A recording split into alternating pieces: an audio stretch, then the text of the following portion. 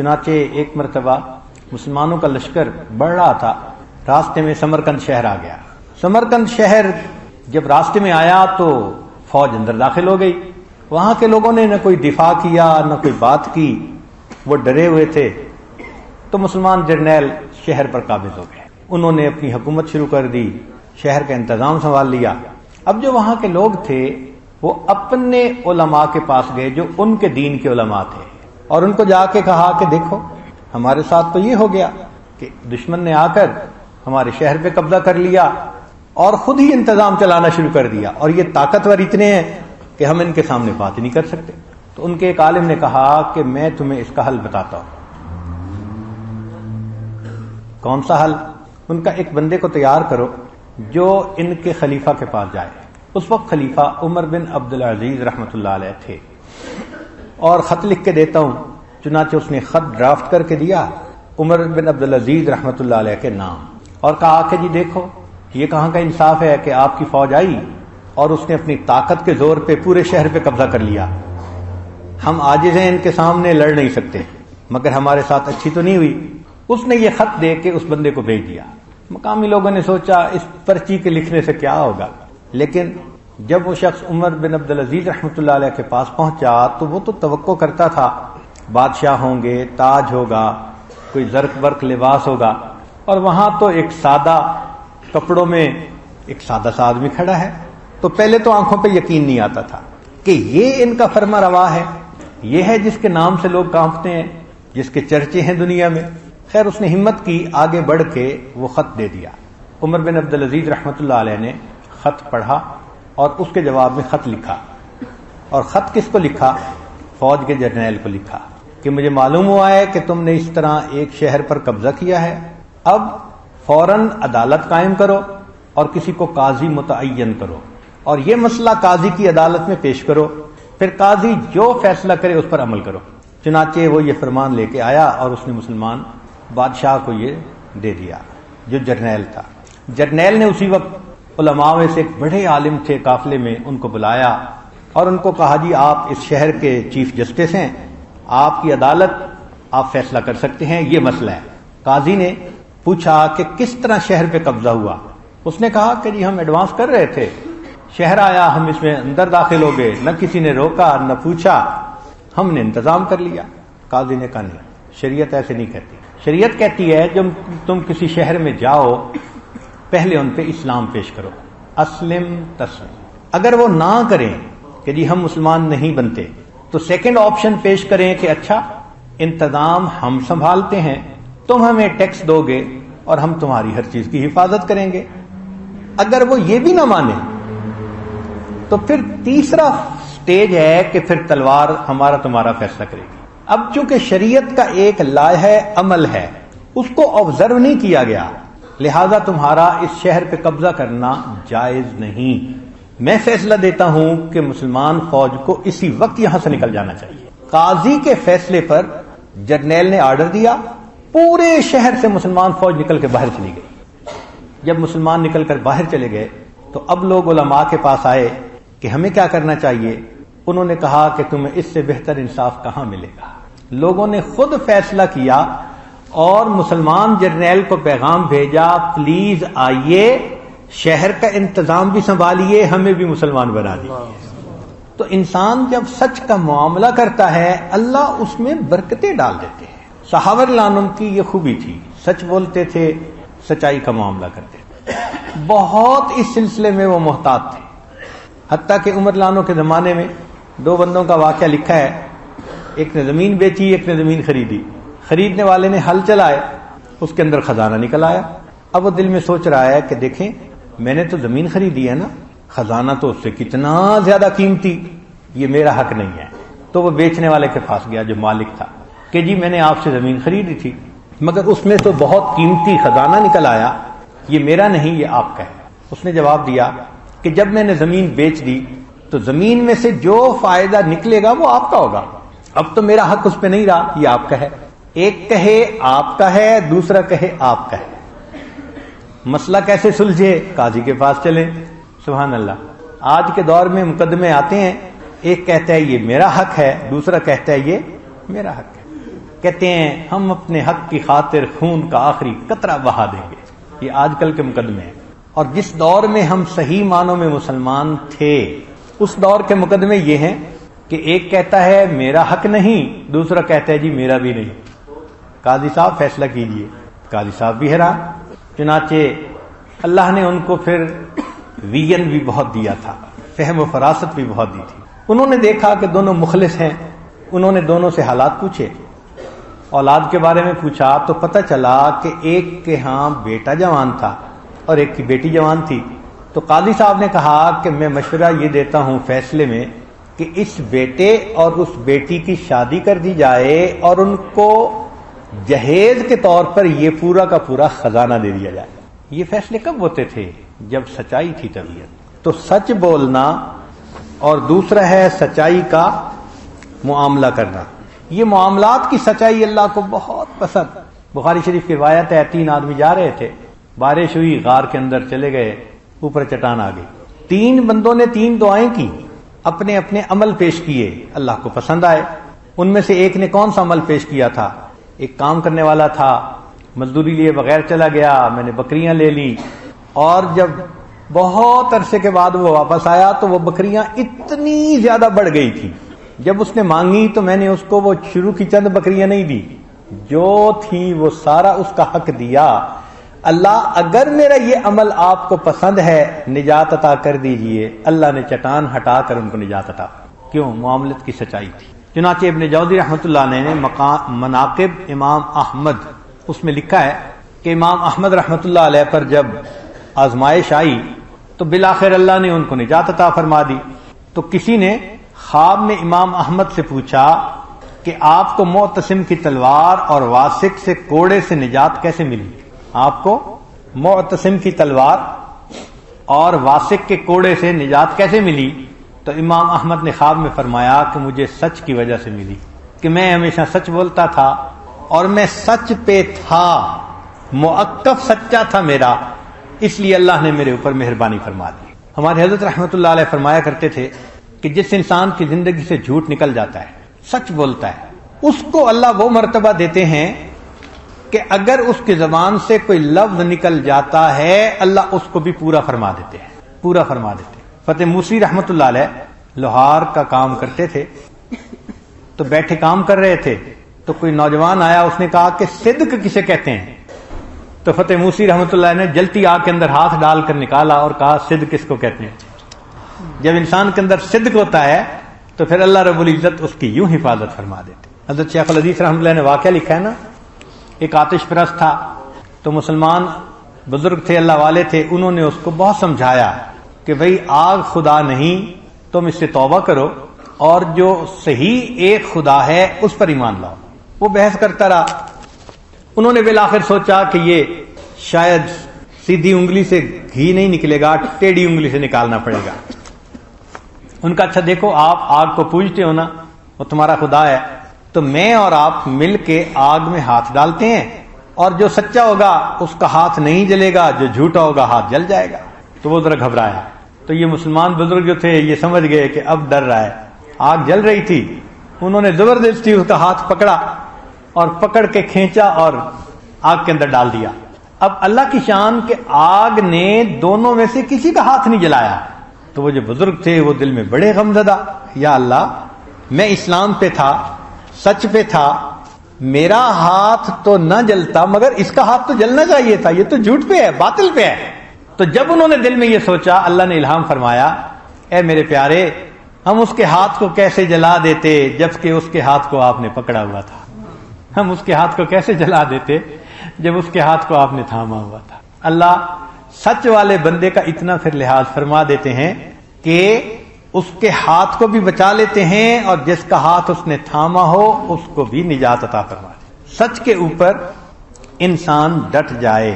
اس لیے مشائخ نے فرمایا من صدقنی فی سریرتہ صدقتہ فی علانیتہ عند خلقی، جو خلوت میں میرے ساتھ سچ کا معاملہ کرتا ہے میں جلوت میں مخلوق کے ساتھ اس کے سچ کو پورا کر دیتا ہوں، سچ کا معاملہ کرتا ہوں، اس کے سچ کو ظاہر کر دیتا ہوں.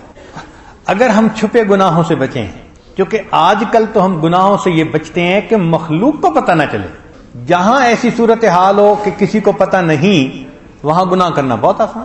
نیٹ پہ بیٹھو، گھنٹہ بیٹھ گئے، 2 گھنٹے بیٹھ گئے، صرف اتنا ہوتا ہے کہ کوئی دیکھ نہ لے، کوئی ہسٹری چیک کرنے والا نہ آ جائے. اور اگر یہ اطمینان ہے کہ کسی کو پتہ نہیں تو بس پھر گناہ ہی گناہ. تو ہمارا گناہوں سے بچنا مخلوق کی وجہ سے ہے. ابھی ایک درجہ آگے ہے اللہ کی خاطر گناہ سے بچنا. ہم ابھی وہاں نہیں پہنچے. اگر وہاں پہنچتے تو ہم خلوت اور جلوت دونوں میں گناہوں سے بچتے. تو منزل تو ابھی دور ہے، ہم تو راستے کے راہی ہیں، ہم تو ابھی راستے میں چلتے پھر رہے ہیں. جانا آگے ہے کہ گناہوں سے بچیں، اللہ کے لیے بچیں. جو اللہ کے لیے گناہوں سے بچنے لگ جاتا ہے پھر اللہ رب العزت اس کے ساتھ سچ کا معاملہ فرماتا ہے. زبان سے نکلی ہوئی بات اللہ پوری فرما دیتے ہیں. چنانچہ ایک تو مثالیں سن لیجئے. سیدنا حمزہ رضی اللہ تعالیٰ عنہ کو جب کافروں نے شہید کیا تو ہندا نے ان کی لاش کو مسخ کر دیا. آنکھیں نکال لی، کان کاٹ لیے، ناک کاٹ لی، ان کے جسم کے اندر سے ان کا دل نکال لیا اور ہار بنایا اور پہنا. نبی علیہ الصلوۃ والسلام نے دیکھا کہ بھئی ان کی جسم کو مسلح کر دیا تو نبی علیہ السلام کو بہت غم ہوا. حمزہ لانوں کے 2 رشتے تھے. ایک تو آپ چچا بھی تھے نبی علیہ السلام کے اور ایک دوست بھی تھے. عمروں میں فرق زیادہ نہیں تھا تو چچا بھتیجے کا رشتہ الگ تھا اور آپس میں محبت اور دوستی کا رشتہ الگ تھا. تو نبی علیہ السلام کو اس دوہری رشتے کی وجہ سے غم بھی زیادہ تھا. تو نبی علیہ الصلوۃ والسلام نے فرمایا کہ اگر مجھے اللہ نے ان کافروں پر غلبہ دیا لَأُمَثِّلَنَّ 70 مِنْهُمْ، میں حمزہ لانوں کے اس شہادت کے بدلے میں ان کے 70 بندوں کو قتل کروں گا، مسلح بناؤں گا. اب غم میں ایک بات محبوب صلی اللہ علیہ وسلم کی مبارک زبان سے نکل گئی. اوپر سے اللہ رب العزت نے قرآن نازل فرما دیا. فرمایا فَعَاقِبُوا بِمِثْلِ مَا عُوقِبْتُمْ بِهِ وَلَئِن صَبَرْتُمْ لَهُوَ خَيْرٌ لِّلصَّابِرِينَ. تو اوپر سے پیغام آ گیا کہ بھئی ان النفس بالنفس، ایک کے بدلے ایک، 70 تو نہیں مار سکتے. تو محبوب صلی اللہ علیہ وسلم خاموشی اختیار کر لی اور آپ نے ارادہ ترک کر دیا. اللہ کی شان دیکھیں کہ پھر جب مکہ فتح ہوا تو نبی علیہ الصلوۃ والسلام نے مختلف صحابہ کو مختلف اطراف سے بھیجا تھا کہ اپنا گروپ لے کے جائیں اور چاروں طرف سے مکہ میں داخل ہوں. مگر ان کو کہہ دیا تھا جو ابو سفیان کے گھر میں آئے اس کو امن، جو اپنے گھر میں بیٹھا رہے اس کو امن، جو ہتھیار نہ اٹھائے اس کو امن، فلاں کو امن. مگر نبی علیہ السلام کو خالد بن ولید رضی اللہ عنہ کے بارے میں ذرا فکر تھی. وہ نڈر تھے، مجاہد تھے، قوی تھے. تو نبی علیہ السلام نے ایک بندے کو بلایا اور بلا کے اس کو پیغام دیکھا اور کہا کہ جا کر خالد کو کہو فَلْيَرْفَعْ يَدَيْهِ مِنَ الْقَتْلِ، وہ قتل کرنے سے اپنا ہاتھ ہٹائے رکھے. اب نبی علیہ السلام نے تو فرمایا کہ حرم ہے لہذا تم کسی کو قتل نہ کرنا. لو سننے والے کو غلط فہمی لگ گئی. فَلْيَرْفَعْ يَدَيْهِ سے انہوں نے سمجھ لیا کہ ہاتھ اٹھاؤ ان کے اوپر، جو ملتا ہے مولی گاجر کی طرح کتر دو.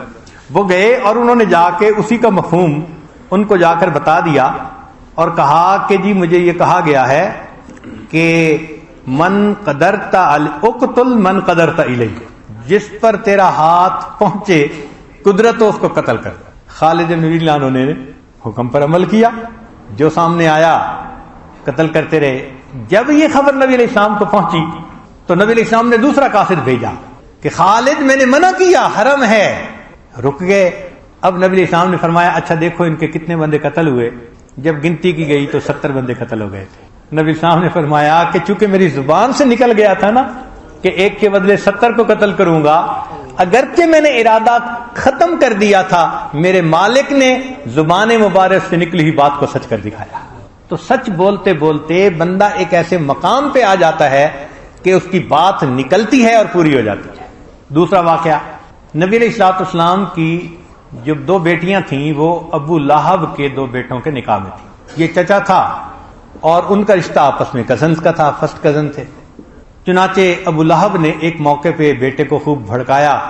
وہ آیا اور اس نے نبی علیہ الصلوۃ والسلام کے ساتھ کچھ بدتمیزی بھی کی، مس بہیو بھی کیا اور بیٹی کو طلاق بھی دے دیا.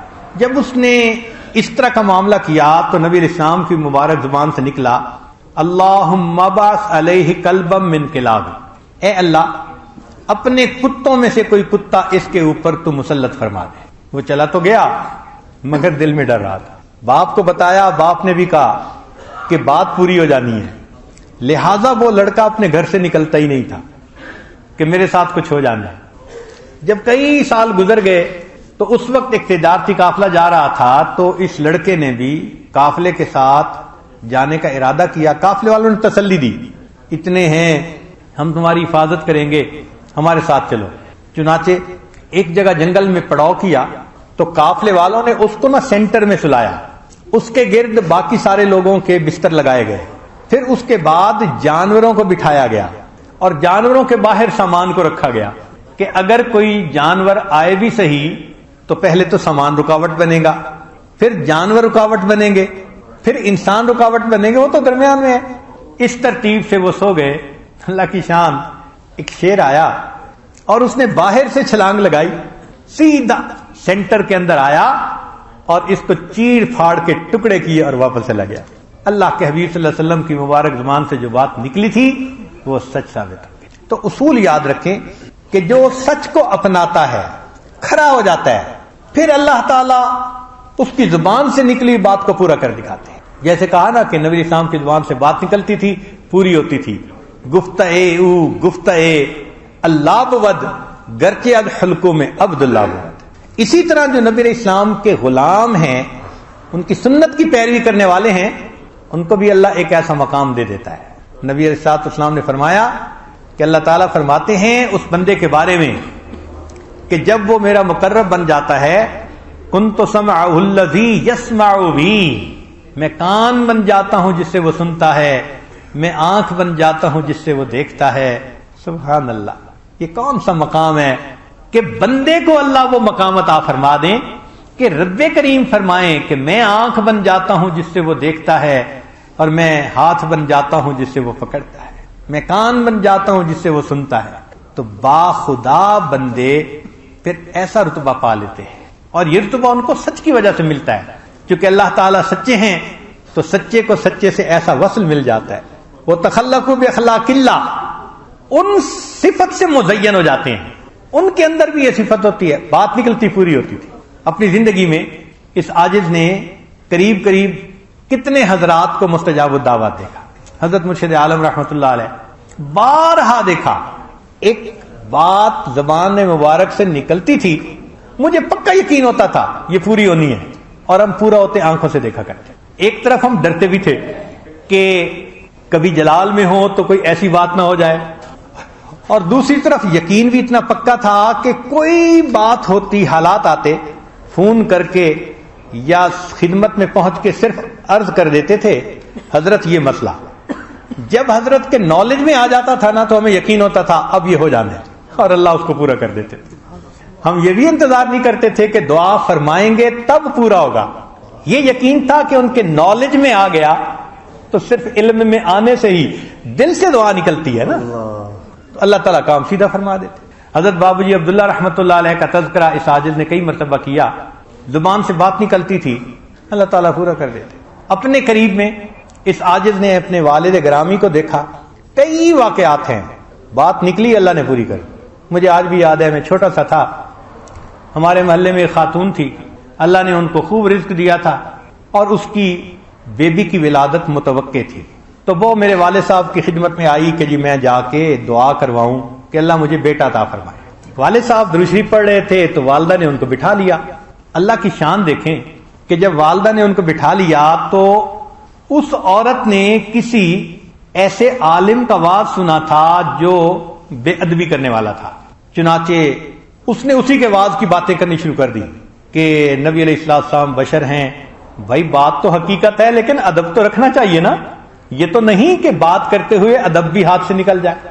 جب اس نے بہت بے رخی سے اس قسم کی بات کی نا تو والد صاحب کی کان میں یہ الفاظ پڑے تو والدہ کو انہوں نے بلایا، کون ہے جو نبی علیہ السلام کے بارے میں ایسی دریدہ دہنی سے بات کر رہے ہیں؟ انہوں نے بتایا کہ محلے کی فلاں عورت ہے، دعا کروانے آئی ہے کہ اللہ مجھے بیٹا دے۔ تو والد صاحب نے غصے میں کہا اس کو کہو چلی جائے، جا کے لے لے بیٹا جہاں سے ملتا ہے، چلی جائے اور اس کو کہو جہاں سے اس کو بیٹا ملتا ہے جا کے لے لے۔ ہماری زندگی میں اس عورت کے 9 یا 10 بچے ہوئے، سب بیٹیاں ہوئیں، اس کو کوئی بیٹا نہ ملا۔ وہ مجھے بعد میں آ کے کہا کرتی تھی کہ تیرے والد کی ناراضگی مجھ پر ایسی ہوئی، اگر میں ناراض نہ کر بیٹھتی اور وہ دعا کر دیتے تو آج میں صاحب اولاد میں بیٹے والی ہوتی۔ بات نکلتی ہے، اللہ پورا کر دیتا۔ ایک مرتبہ ہمارے شہر میں سیلاب آ گیا، پورے شہر میں پانی، اور اللہ کی شان کے اوپر سے بارش، یا ارض ابلعی ماءک ویا سماء اقلعی، وہی کیفیت تھی اس سے۔ نیچے بھی 4-4 فٹ پانی گھر میں، اور ہم سامان رکھ کے اس کے اوپر بیٹھے ہیں۔ عمر میری 3 یا 4 سال ہوگی، چھوٹی سی تھی۔ والدہ نے مجھے سامان کے اوپر بٹھا دیا تھا، اور اوپر سے بارش، نہ جائے ماندن نہ پائے رفتن۔ تو خیر والدہ صاحبہ نے اپنا سامان سمیٹا، ٹھنڈ بھی بہت بن گئی تھی، میں بھی ٹھٹھر رہا تھا اور ایسے 1/2 ہو کے لیٹا پڑا تھا۔ تو والدہ صاحبہ آئیں، جب انہوں نے مجھے دیکھا نا کہ بچہ سردی سے کپ کپا بھی رہا ہے، تو میرے آپ پاس آ کر بیٹھی۔ سخت بارش تھی، موسلا دھار۔ مجھے دیکھتے ہی کہنے لگیں، اے میرے سونے اللہ۔ میری والدہ کی یہ عجیب عادت تھی کہ وہ بات کرتے ہوئے کہتی تھیں اے میرے پیارے اللہ، صرف اللہ نہیں کہتی تھیں، جب بات کرتی تھیں اے میرے پیارے اللہ، ایسی محبت میں بات کرتی تھی۔ تو انہوں نے علاقائی زبان میں کہا اے سونے اللہ بس چکر، اے میرے پیارے اللہ اب بارش کو بند کر دے۔ حیرت ہے کہ ادھر ان کی زبان سے لفظ نکلا، ود ان اے سیکنڈ بارش اس طرح بند ہوئی جیسے ہو ہی نہیں رہی تھی۔ خود اس کا مشاہدہ کیا۔ اللہ اکبر کبیرہ۔ تو جن لوگوں کی زندگی سچ کی زندگی ہوتی ہے، ان کی زبان سے باتیں جو نکل جاتی ہیں اللہ ان کو بھی سچ کر دیتے ہیں۔ یہ سچ کا انعام ہے جو انسان کو زندگی میں ملتا ہے۔ شریعت نے کہا کہ تم دین کے معاملے میں اپنے سے اوپر والوں کو دیکھو اور دنیا کے معاملے میں اپنے سے نیچے والوں کو دیکھو۔ جب نیچے والوں کو دیکھیں گے نا تو پھر شکر ادا ہوگا۔ آپ جا رہے ہیں، کچے گھر کو دیکھا، اللہ کا شکر ادا کریں کہ ہمیں اللہ نے پکا گھر دیا، بجلی بھی ہے، سہولتیں بھی ہیں، آسانیاں بھی ہیں۔ ہم آندھی میں بارش میں سہولت کی زندگی گزارتے ہیں، جبکہ ایسے لوگ بھی ہیں جو خیموں میں رہتے ہیں۔ تو نیچے والوں کو دیکھیں گے تو دل میں شکر کی کیفیت پیدا ہوگی، اور اگر آپ گھر سے باہر نکل کے بڑے بڑے محلات کو اور کوٹھیوں کو دیکھنا شکر کریں، پھر شیطان ذہن میں ڈالے گا ہمیں اللہ نے کیا دیا۔ ہمارے پاس تو 10 مرلے کا گھر ہے، لوگوں نے تو 2-2 کنالوں کے گھر بنائے ہوئے ہیں۔ بھئی دنیا کے معاملے میں نیچے والوں کو دیکھیں، ہاں دین کے معاملے میں اوپر والوں کو دیکھیں۔ ہم صرف 5 نمازیں پڑھتے ہیں، ایسے بھی لوگ ہیں جو اشراق، چاشت، اوابین اور تہجد بھی پڑھتے ہیں۔ ہم دن میں 1 پارہ قرآن پاک کی تلاوت کرتے ہیں، ایسے بھی لوگ ہیں جو 1 منزل روزانہ تلاوت کرتے ہیں۔ بلکہ بعض اللہ کے ایسے بندے بھی ہیں جو 10 پارے روزانہ تلاوت کرتے ہیں۔ اور ہمیں اپنی جماعت میں بعض ایسے لوگ بھی معلوم ہیں کہ جن کا معمول 1 قرآن مجید روزانہ پڑھنے کا ہے، اور ایک خاتون تو ایسی ہے جو کینسر کی مریضہ بھی ہے۔ یہ بھی عجیب بات ہے، کینسر کی مریض ہے، ڈاکٹروں نے بتا دیا اس کو کہ تیرے دن تھوڑے ہیں، اور اس وقت بھی اس کا معمول 1 قرآن مجید روزانہ پڑھنے کا ہے۔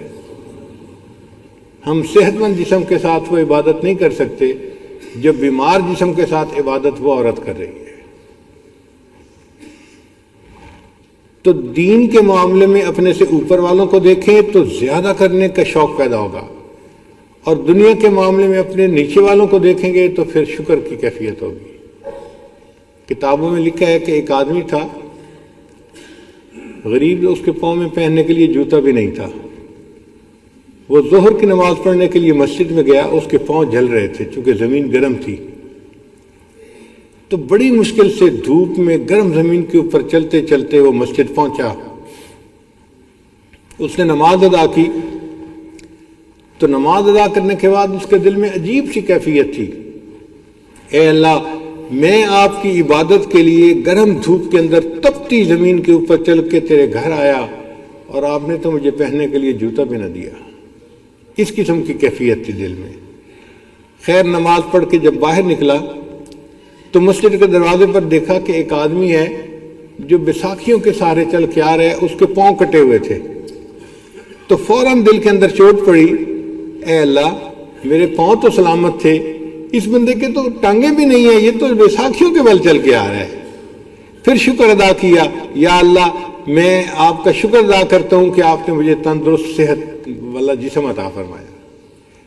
تو نیچے والوں کو دیکھیں گے تو شکر کی کیفیت ہوگی۔ ہم دال روٹی کھا لیتے ہیں، اللہ کا شکر۔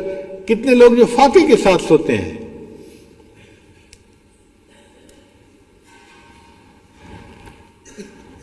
جو نعمت بھی اللہ عطا فرمائے انسان اس کو عظیم سمجھے، بلکہ یہ کہے کہ اللہ نے جو دیا ہے ہماری اوقات سے بڑھ کر دیا ہے۔ شریعت کا حکم ہے کہ اگر کوئی آدمی مہمان جائے اور میزبان اپنی حیثیت کے مطابق اس کو کوئی چیز پیش کرے تو مہمان اس کو حقیر نہ سمجھے۔ مثال کے طور پہ آپ کسی گھر میں گئے، انہوں نے آپ کو صرف پانی پیش کر دیا پینے کے لیے، شربت نہیں، بیوریج نہیں، جوس نہیں، کچھ نہیں، ان کی حیثیت اتنی تھی۔ اب انہوں نے اگر پانی بھی پیش کر دیا ہے تو آپ اس کو اللہ کی نعمت سمجھیں کہ پینے کو پانی تو ہے، کم نہ سمجھیں اس کو۔ اور جی انہوں نے تو ہمیں کھانا پیش کیا، اس میں تو صرف ایک سبزی پکی ہوئی تھی، اللہ کی نعمت تو ہے۔ ایک بزرگ فرمایا کرتے تھے کہ اے دوست، اللہ کی نعمتوں کا جتنا تم زیادہ اکرام کرو گے، اللہ نعمتیں اور زیادہ عطا فرمائیں گے۔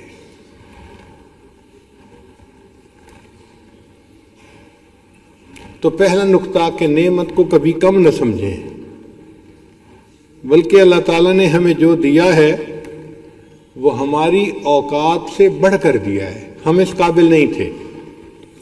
اگر ہمارے عملوں کو دیکھا جائے نا تو ہمارے گناہوں کی وجہ سے روٹی پانی اللہ بند کر دیتے ہمارا، مگر اللہ نے کتنا احسان فرمایا کہ باوجود ان کوتاہیوں کے، ان گناہوں کے، اللہ تعالیٰ پھر بھی ہمیں کھانے کو رزق دیے جا رہے ہیں۔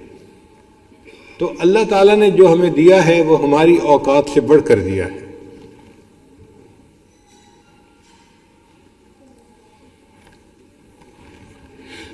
پہلے زمانے کے بادشاہوں کو بھی کچھ ایسی نعمتیں حاصل نہیں تھیں جو آج کے دور میں حاصل ہیں۔ بادشاہوں کے محلات میں بھی چراغ جلتے تھے،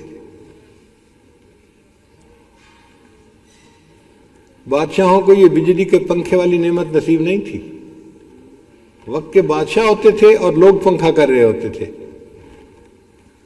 آج ایک عام آدمی بھی اپنے گھر میں بجلی کے پنکھے کے نیچے آرام سے زندگی گزار رہا ہوتا ہے۔ پھر بادشاہ سفر کرتے تھے تو گھوڑے اور اونٹ پہ 1000 کلومیٹر کا سفر کرنے کے لیے ان کو 40 دن 30 دن 1 مہینہ لگ جاتا تھا۔ آج کا عام آدمی سفر کرتا ہے، ریل گاڑی میں بیٹھتا ہے تو 24 گھنٹے میں اپنی منزل پہ پہنچ جاتا ہے۔ جن کو اللہ نے اور پیسے دیے وہ ہوائی جہاز پہ بیٹھتے ہیں اور 2 گھنٹے میں اپنی منزل پہ پہنچ جاتے ہیں۔ کتنی سہولتیں اللہ نے آسانی دی تھی۔ یہ جو کپڑے آج ہم پہنتے ہیں، اس کوالٹی کے کپڑے تو بادشاہوں کو بھی نہیں حاصل تھے، وہ بھی کھدر کے کپڑے پہنتے تھے پہلے وقتوں میں۔ آج دیکھیں واش اینڈ ویئر پہن رہے ہیں، کیٹی پہن رہے ہیں، اتنے خوبصورت نرم اور لباس جو ہے اللہ نے ہمیں عطا فرما دیے۔ تو جو نعمتیں آج ہیں وہ پہلے زمانے میں نہیں تھی۔ پہلے زمانے میں وقت کے بادشاہوں کو بھی موسم کے پھل ملا کرتے تھے، آج بے موسم کے بھی پھل ملتے ہیں۔ اللہ کی شان دیکھیں کہ کولڈ سٹوریج کی وجہ سے لوگ موسم میں پھل سٹور کر لیتے ہیں اور آف سیزن میں بھی اس کو بیچتے ہیں، اور باہر ملکوں سے پھل آ جاتے ہیں۔ تو جن پھلوں کو انسان ساری زندگی نہیں کھا سکتا تھا، باہر ملکوں سے آنے پر وہ پھل بھی انسان کھا رہا ہوتا ہے۔ اور پھر جو جوس بکتے ہیں، آم کا جوس پورے سال آپ پی سکتے ہیں، انگور کا جوس پورے سال، حالانکہ انگور کی فصل پورا سال تو نہیں ہوتی، مگر اللہ نے نعمت عام کر دی۔ بادشاہوں کو بھی یہ نعمت حاصل نہیں تھی جو آج ہمیں حاصل ہے، مگر ہم اس چیز کو ایکسیپٹ نہیں کر پاتے کہ اللہ تعالیٰ نے ہمیں کتنی نعمتوں سے نوازا ہے۔ ایک بزرگ فرماتے تھے کہ اللہ رب العزت نے قرآن مجید میں جو فرمایا ہے نا بنی اسرائیل کو، وَجَعَلَكُمْ أَنْبِيَاءَ وَجَعَلَكُمْ مُلُوكًا، کہ اے بنی اسرائیل ہم نے تمہارے اندر انبیاء بنائے اور بادشاہ بنائے۔ تو ملوکہ کی تفسیر میں مفسرین نے لکھا ہے کہ جس بندے کو 5 چیزیں حاصل ہوں وہ بادشاہ ہوتا ہے، جس کے پاس لباس ہو، کھانا ہو، گھر ہو، بیوی ہو اور سواری ہو۔ یہ 5 چیزیں جس بندے کے پاس ہوں وہ بادشاہوں کی زندگی گزار رہا ہے۔ اب آپ سوچیں یہ مجمع اگر آپ غور کریں تو میرے خیال میں 80% لوگ ہوں گے جن کے پاس لباس بھی ہے، کھانا بھی ہے، بیوی بھی ہے، بچے بھی ہیں، سواری بھی ہے، 5 نعمتیں موجود ہیں۔ تو بھئی ہم تو بادشاہوں کی زندگی گزار رہے ہیں۔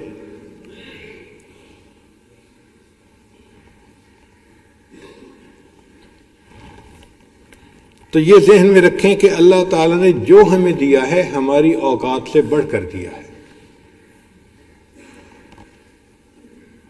ایک بزرگ فرماتے تھے کہ اے دوست اگر تجھے کھانے کے لیے سبزی ملے تو یہ نہ سوچنا کہ اللہ نے مجھے سڑی ہوئی سبزی دی، بلکہ اس بات کو خیال رکھنا کہ جب اللہ نے رزق کو تقسیم کیا تو تجھے اللہ نے یاد رکھا۔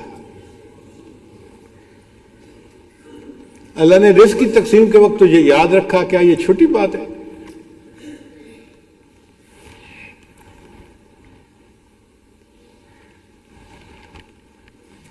انسان بعض اوقات چھوٹی چیز کو چھوٹا سمجھتا ہے اور وہی چھوٹی چیز اس کے لیے بڑے فائدے کا سبب ہوتی ہے۔ ایک صحابی تھے حضرت عبد الرحمن بن عوف رضی اللہ تعالیٰ عنہ۔ اللہ نے ان کو خوب مال و دولت دی تھی، جانور پالتے تھے، بیچتے تھے۔ ایک مرتبہ انہوں نے ایک دن میں 1000 اونٹ خریدے،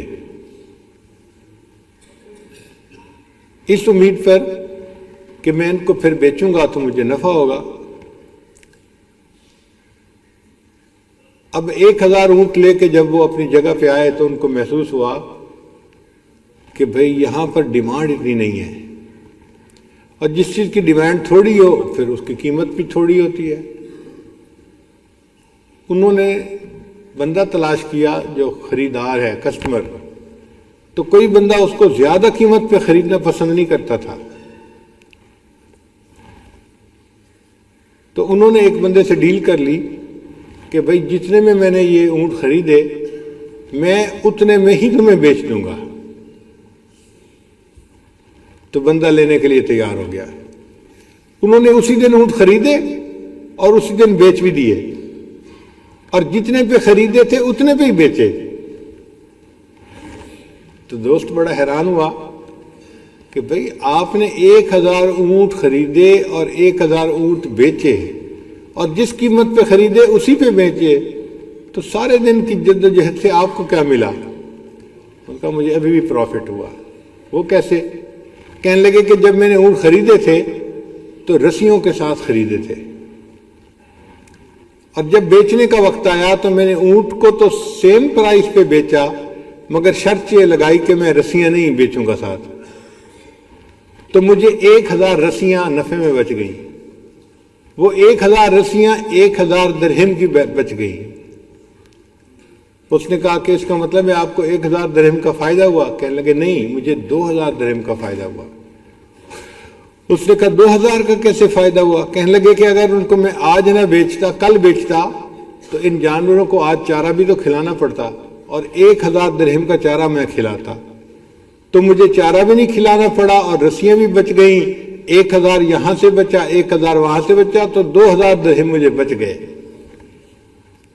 یعنی اتنے تھوڑے فائدے کو بھی سامنے رکھ کر وہ کاروبار کر لیا کرتے تھے۔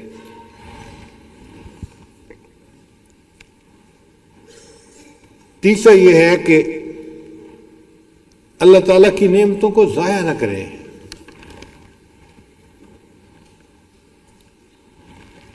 شریعت نے کہا کہ اگر کوئی آدمی اپنے انگلیوں سے کھانا کھائے، ہاتھوں سے کھانا کھائے، تو کھانے کے بعد وہ اپنی انگلیوں کو چاٹ لے۔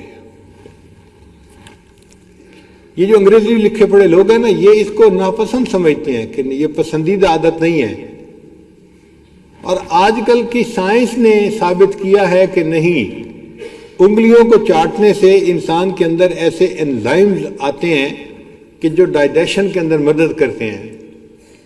ہم نے انگریز لوگوں کو انگلیاں چاٹتے ہوئے دیکھا ہے امریکہ میں، مجھے بڑی حیرت ہوئی کہ یہ تو ہمارے آقا صلی اللہ علیہ وسلم کی سنت ہے، تو یہ انگریز کیوں ایسا کر رہا ہے؟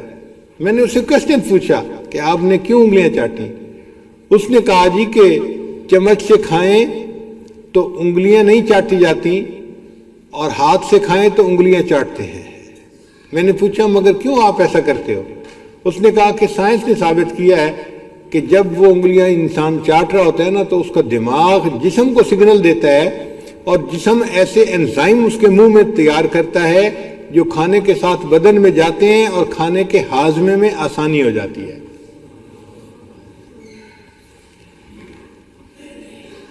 تو شریعت نے کہا کہ دیکھو، جو انگلیوں کے ساتھ کھانا لگا ہوا ہے وہ بھی تم ضائع نہ کرو کہ اس کو تم پانی میں بہا دو، نالی میں بہا دو، نہیں، تم پہلے اس کو صاف کرو تاکہ کھانے کے چھوٹے چھوٹے ذرات بھی استعمال ہو جائیں، پھر اس کے بعد اپنے ہاتھ کو دھو لو۔ بعض حدیث میں ہے کہ جو انسان کھانے کے بعد اس کے چھوٹے چھوٹے ذرات ہوتے ہیں نا دسترخوان پہ، وہ کھاتا ہے تو یہ جنت کی حوروں کا حق مہر بن جاتا ہے۔ اور ایک کتاب میں یہ بھی پڑھا کہ جو بندہ کھانے کے بعد کھانے کے ذرات کو بھی کھا لیتا ہے اور اس کا اکرام کرتا ہے، اللہ تعالیٰ اس بندے کے رزق کے اندر برکت عطا فرما دیتے ہیں۔